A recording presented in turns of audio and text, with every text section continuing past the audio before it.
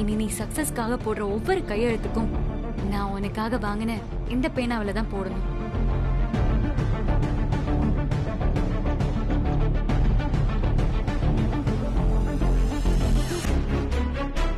மனசா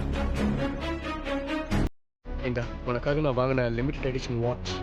இந்த வாட்ச் உன் கையில் இருக்கிறத பார்த்தே மற்றவங்க உன் ஸ்டேட்டஸ் என்னன்னு தெரிஞ்சுக்கணும். இந்தா.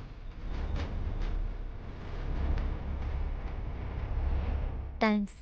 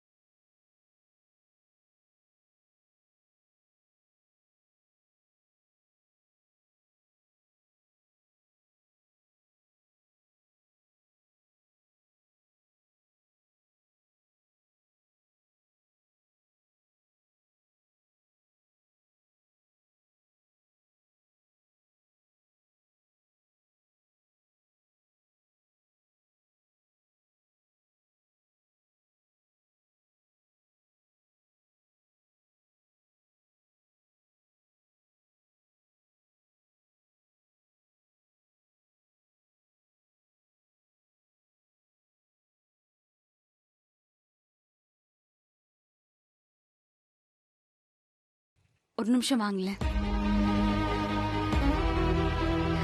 சொல்லு பிரீத்தி. நான் இந்த வீட்டு மருமகளா வர்றது எனக்கு கிடைச்ச பெரிய அதிர்ஷ்டம் ஆண்டி. என்ன ஆசீர்வாதம் பண்ணுங்க. ஹே, நல்லா இரு பிரீத்தி. இந்த வீட்டு மருமகளா வரதுக்கான எல்லா தகுதியும் உள்ள பொண்ணு நீதான்.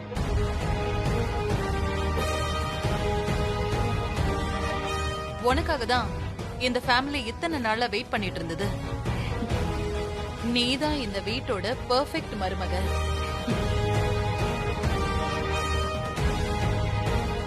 எனக்கு அப்புறம் இந்த ஃபேமிலி பிசினஸ் எல்லாத்தையும் லீட் பண்ண போறது நீதான்.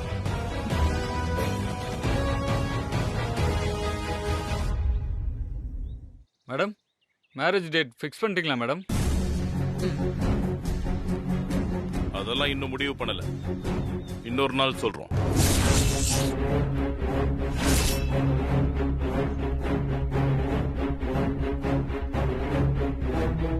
இப்ப பிரஸ் மீட் முடிஞ்சிருச்சு, எல்லாரும் கிளம்புங்க. டே விஜய், உங்க அம்மா கிட்ட நான் கொஞ்சம் பேசணும், உள்ள வர சொல்லு.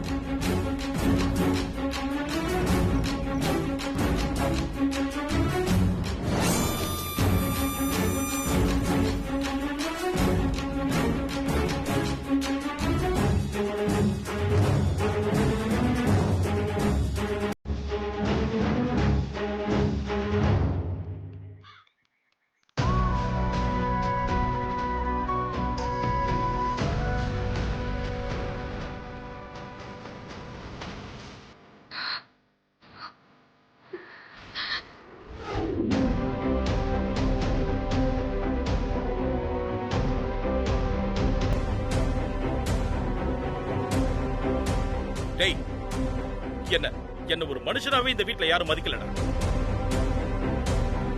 என்கிட்ட ஒரு வார்த்தை கேட்டால? அப்பா, பிரீத்தியோட ஃபேமிலி இன்னும் நம்ம வீட்ல தான் இருக்காங்க. இந்த நேரத்துல நீங்க பிரச்சனை பண்ணா நல்லா இருக்காதுப்பா. டேய், அவங்க போன அப்புறம் பேசிக்கலாம்ப்பா. டேய், இது என் வீடுடா. நான் அப்படிதான் கத்துவேன். என் வீட்ல நான் அவங்க இருக்காங்கன்னு பயந்துட்டு நான் பேசாம இருக்கணுமா? சத்தம் போடாதீங்க, உங்களுக்கு கேட்ற போது. கேட்கட்டும், நல்லா கேட்கட்டும். அப்பா, என் மைண்ட் செட் என்னன்னு உங்களுக்கு தெரியட்டும். இப்போதைக்கு அவங்க நம்மளோட கெஸ்ட்டுங்க. அவங்க இருக்கும்போது நீங்க இப்படி பேசலாமா? இதான் நம்ம ஃபேமிலி அவங்களுக்கு கொடுக்குற மரியாதையா? அந்த மரியாதைக்காக தான் நான் இவ்ளோ நேரம் அமைதியா இருந்தேன். இல்லனா பிரஸ் மீட்லயே பிரச்சனை பண்ணிருப்பேன். எங்க உங்க தங்கச்சி? இங்க வருவாளா இல்ல நான் கீழே போய் எல்லாரும் முன்னாடி பகிரங்கமா பேசட்டுமா? எங்கடா? அப்பா அம்மா வந்துட்டாங்க. விஜய், என்ன பிரச்சனை? பிரச்சனை எல்லாத்தையும் நீயே பண்ணிட்டு இப்ப நீயே என்ன பிரச்சனைன்னு கேட்டா என்ன அர்த்தம்? நானா? நான் பிரச்சனை பண்ணணும்னு எதையும் செய்யலையே. அப்ப என்ன கேட்காம நீ எப்படி இந்த மாதிரி ஒரு அனௌன்ஸ்மெண்ட் கொடுக்கலாம்?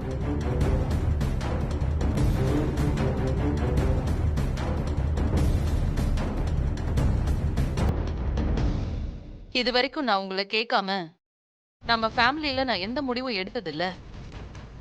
ஆனா சஞ்சய் கல்யாண விஷயத்துல நீங்க வேற ஒரு தப்பான ஐடியால இருக்கீங்க.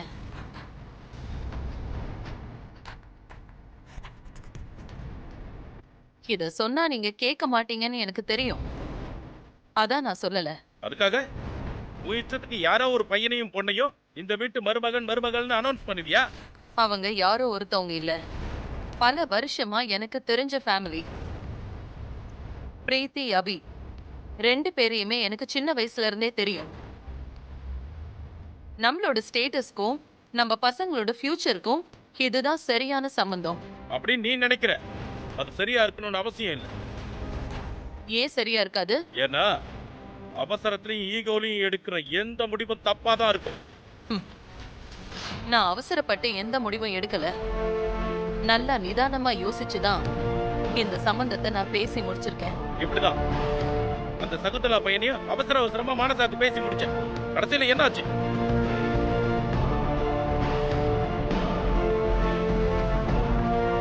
வித்யா மட்டும் இல்லைன்னா இந்நேரம் நம்ம பொண்ணு வாழ்க்கையே நாசமா போயிருக்கும்.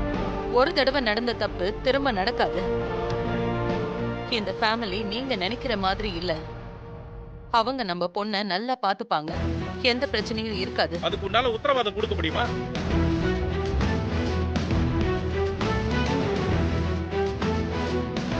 வேதா, நீ தனியா எந்த முடிவெடுத்தாலும் அது தப்பா தான் போய் முடியும். அது எனக்கு நல்லா தெரியும். இது நம்ம பசங்களோட வாழ்க்கை.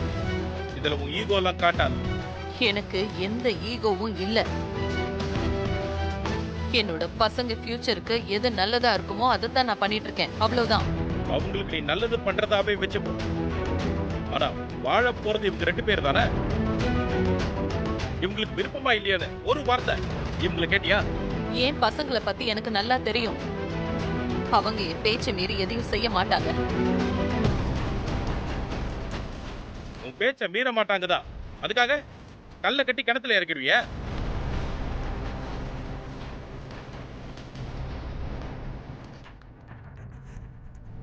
என்னங்க, என்ன பேசுறீங்க? நீ பண்றது அப்படிதான் இருக்கு. என் பசங்க தான் என்னோட உயிர். அவங்களுக்கு நான் தப்பா எதையுமே செய்ய மாட்டேன். பாசன்ற பேர்ல நீ அவங்க சுதந்திரத்தையே பறிக்க பாக்குறத நான் பார்த்துட்டு இருக்கணுமா? நீ உன் சந்தோஷத்தை அவங்க மேல திணிக்கிற. இல்ல இல்ல. ஆனா அதான் உண்மை. நீ நினைக்கிறத செஞ்சா மட்டும்தான் அவங்கள நல்ல பசங்கன்னு சொல்ற. அவங்க இண்டிவிஜுவலா ஒரு முடிவு எடுத்தா அது தப்புன்னு சொல்ற. அவங்க விதியை அவங்க கைய பிடிச்சி நீயே எழுத வைக்கிற. அது ரொம்ப தப்பு வேதா. ஆமா, அவங்க விதியை நான் எழுத ட்ரை பண்றேன் தான். ஆனா அது அவங்களுக்கு நல்லதா மட்டும்தான் முடியும். ஏன் நான் ஒரு தடவை சொன்னா புரியாத உனக்கு? அப்பா ஐயோ என்னங்க இது? அப்பா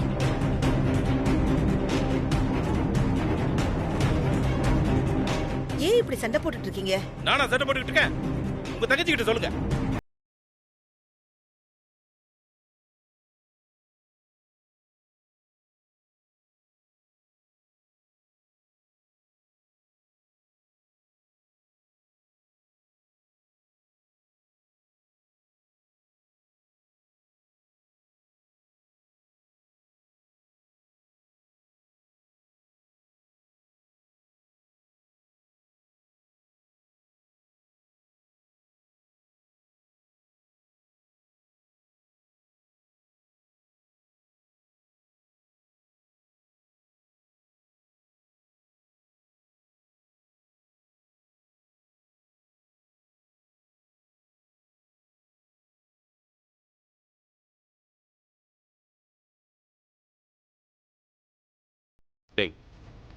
கோயில்ல பலி கொடுக்க போற ஆட்டுக்கு கூட ஒரு சம்பிரதாயத்துக்காக தலையில மஞ்சள் தண்ணி ஊத்தி தலையாட்டினதுக்கு அப்புறம் தான்டா அதை வெட்டுவாங்க. ஆனா உங்க அம்மா உங்களுக்கு அந்த வாய்ப்பை கூட கொடுக்கல. டேய், உங்க அம்மா கிட்ட நல்ல புள்ளன்னு பேர் எடுத்தா மட்டும் போதும்னு நினைச்சீன்னா அதுக்கப்புறம் உன் வாழ்க்கையில சந்தோஷங்கிற வார்த்தைக்கே இடம் இருக்காது. நல்லா யோசிச்சுக்க. அப்பா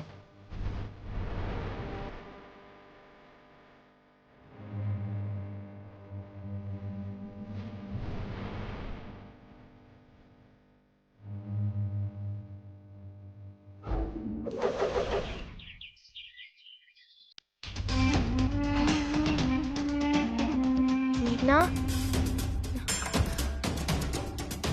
என்னடி இப்படி ஆயிடுச்சு? அத்தைய சமாளிக்க முடியலன்னு தான் என் தங்கச்சி ஒன்ன இந்த வீட்டு மருமகளாக ட்ரை பண்ணிட்டு இருந்தோம். ஆனா இப்ப அத்தை எங்க இருந்தோ வந்த ஒருத்தைய சஞ்சய்க்கு கட்டி வைக்க போறதா சொல்றாங்களே.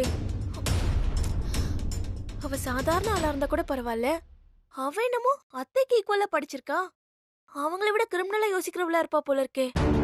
இங்க பாரு, அவ மட்டும் கன்ஃபார்மா இந்த வீட்டு மருமகளா வந்துட்டான்னு வை, அவ்வளவுதான். நான் என்னோட பொட்டி படுக்கையெல்லாம் கட்டிக்கிட்டு நம்ம வீட்டுக்கு வாழ வெட்டியா வர வேண்டியதுதான். கொஞ்சம் புலம்பாம இருக்கியா? இது என் வாழ்க்கை பிரச்சனைடி, எப்படி புலம்பாம இருக்க முடியும்?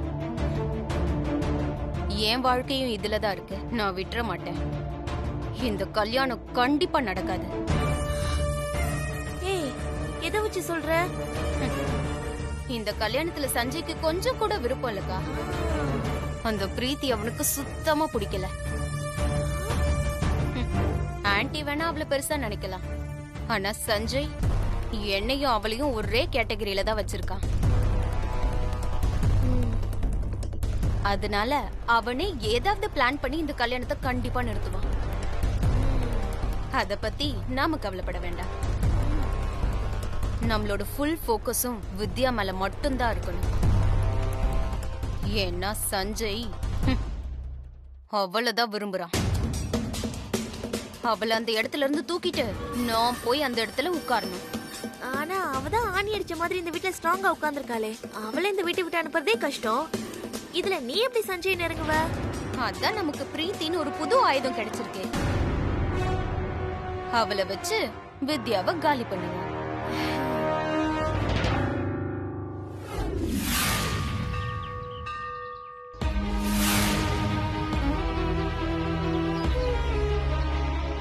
என் பையன் சஞ்சய்க்கும் விஸ்வநாதனோட பொண்ணு பிரீத்திக்கும் நான் கல்யாணம் பண்ணி வைக்கிறதா முடிவு பண்ணிருக்கேன். மா, என்ன ஏன் இப்படி சோதிக்கிற? இப்பதான் கொஞ்சம் கொஞ்சமா அத்தை கிட்ட நல்ல பேர் எடுத்துட்டு இருந்தேன். அத்தை ஒரு நாள் என்னை ஏத்துப்பாங்கன்னு நம்பிட்டு இருந்தேன். இப்ப அந்த பேரும் கெட்டு போச்சு. அத்தையும் வேற ஒருத்தையும் அவங்க மருமகன்னு கொண்டு அறிவிச்சிட்டாங்க.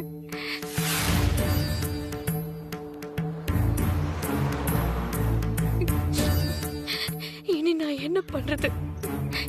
எப்படி என் வாழ்க்கையை காப்பாத்திக்கிறது?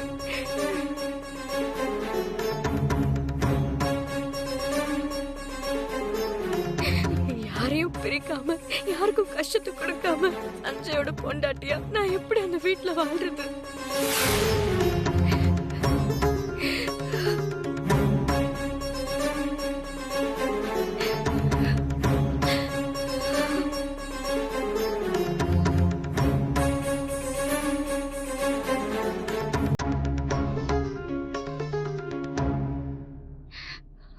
வித்யா, சஞ்சய்,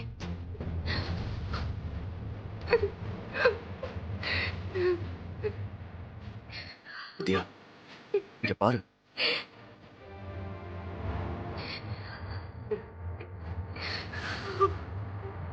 ஏய், எதுக்கு அழற? வித்யா, எல்லாரும் பாக்குறாங்க. வந்ததுல இருந்து அழுகே அடக்க எவ்வளவு முயற்சி பண்றேன், ஆனா முடியல. இங்க பாரு வித்யா, நம்ம முன்னாடி இப்ப பெரிய சவால் இருக்கு, அது உண்மைதான். அதை நான் இல்லைன்னு சொல்லல. வித்யா, அம்மா எடுத்த முடிவை மாத்துறதுங்கிறது அவ்வளவு சாதாரணமான விஷயமே கிடையாது. ஆனா அதை நம்ம செஞ்சுதானே ஆகணும். அதான் நான் உண்மையை சொல்லலாம்னு முடிவு பண்ணிட்டேன். நீ என்ன சொல்ற சஞ்சய்? ஆமா, இனி நமக்கு வேற ஆப்ஷன் இல்ல. வேண்டாம் சஞ்சய், வேற ஏதாவது வழி இருந்தா யோசி.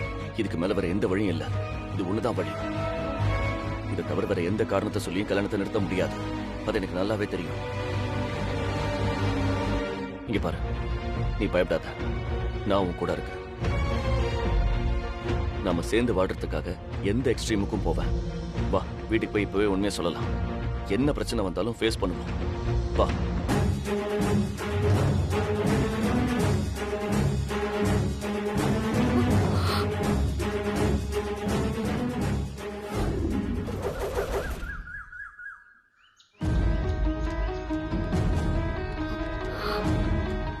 சஞ்சய், தைரியமா சொல்லிருவே சஞ்சய். நமக்கு வேற ஆப்ஷன் இல்லையே வித்யா, சொல்லிதான் ஆகணும். அத்தை நம்மளை ஏத்துக்காம வீட்டை விட்டு துரத்திட்டாங்கன்னா, உன்னை அவங்க புள்ளையே இல்லைன்னு சொல்லிட்டாங்கன்னா, அப்படிலாம் நடக்காதுன்னு நம்புவோம். தைரியமாற. உன்னை விட்டு நான் வேற எந்த பொண்ணு கழுத்துலையும் தாலி கட்ட மாட்டேன். அதுக்காக நான் எந்த அளவுக்கு வேணாலும் ரிஸ்க் எடுப்பேன். சரி, நீ இங்கே இரு, நான் மட்டும் உள்ள போறேன்.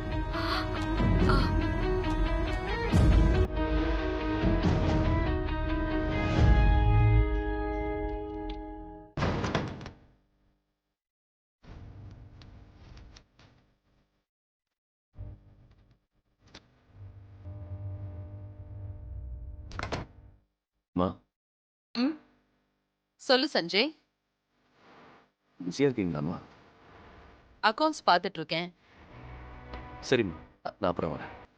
சொல்லு சஞ்சய், என்ன விஷயம்?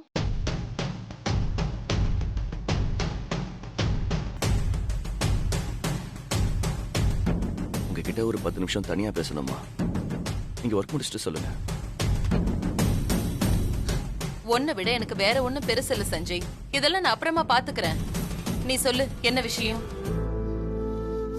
அம்மா, நான் பிறந்ததுல இருந்து இந்த நிமிஷம் வரைக்கும் என் லைஃப்ல ஒவ்வொரு விஷயத்தையும் பார்த்து பார்த்து செய்யறது நீங்க தான். எனக்கு எது சரியா இருக்கும், எனக்கு எது செட் ஆகாதுன்னு என்னை விட உங்களுக்கு தான் நல்லாவே தெரியும். எனக்கு பிடிக்காத ஒரு விஷயத்த என்னை கம்பல் பண்ணி செய்ய சொன்னா அதுவும் என் நல்லதுக்காக தான் இருக்கும். என்னாச்சு சஞ்சய்? ஏன் திடீர்னு இதையெல்லாம் பேசிட்டு இருக்க? இல்ல, நீங்க சின்னதா கோவப்பட்டா கூட என்னால அதை தாங்கிக்க முடியாதுமா. எனக்கு என் உயிர் எவ்வளவு முக்கியமோ அந்த அளவுக்கு உங்க பாசமும் முக்கியம். எந்த சிச்சுவேஷன்லயும் அதை நான் இழந்துடக்கூடாதுன்னு நினைக்கிறேம்மா. நீங்க என்ன வெறுத்துடக்கூடாதுமா. என்ன சஞ்சய் நீ? எனக்கு பிடிக்காத எதையுமே செய்யாத ஒண்ண எப்படிடா நான் வெறுப்பேன்? பொண்ணு என் பையன்னு சொல்லிக்கிறதுக்கு பல தடவை நான் பெருமைப்பட்டிருக்கேன். நீ எப்பவுமே எந்த கஷ்டத்தையுமே எனக்கு கொடுத்ததில்ல. எல்லா விதத்திலையும் நீ எனக்கு சப்போர்ட்டா தான் இருந்திருக்க.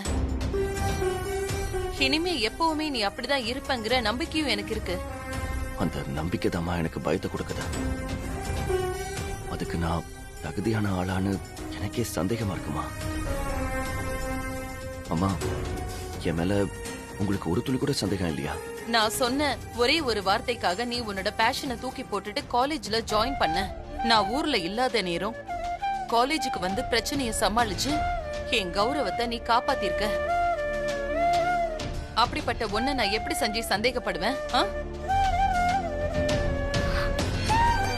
நீ இந்த குடும்பத்தோட கௌரவத்தையும் என்னோட நம்பிக்கையையும் எப்பவுமே காப்பாத்துவேன்னு எனக்கு தெரியும்.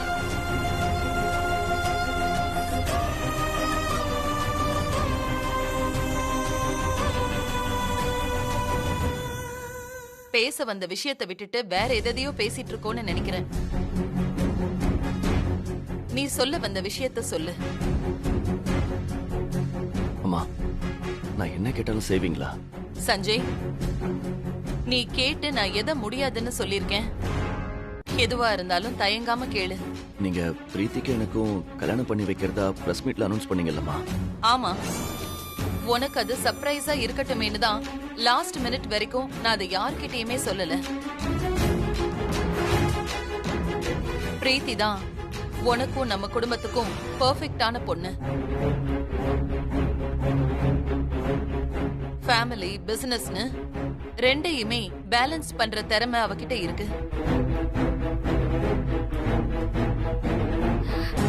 எனக்கு தெரியும் உனக்கும் அவளை ரொம்ப பிடிச்சிருக்கு. அவளும் கூட உன்னை ரொம்ப லவ் பண்றா. இந்த கல்யாணம் முடிஞ்சா உன் லைஃபே டோட்டலா மாறிடும்டா.